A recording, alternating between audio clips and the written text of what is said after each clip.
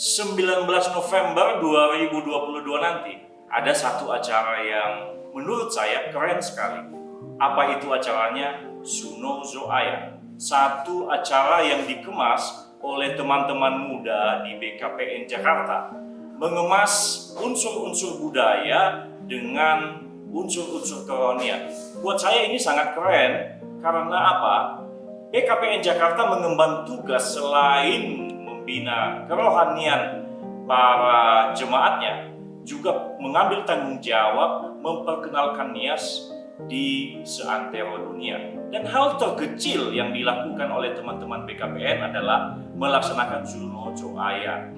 Suno Zoaya 5, 1, 2, 3, 4, 5. Verbuso, ini bukan soal mudah melaksanakan sebuah kegiatan 5 kali berturut-turut dari tahun 2018. Dibutuhkan sebuah konsistensi, dibutuhkan resiliensi untuk menjalankan ini.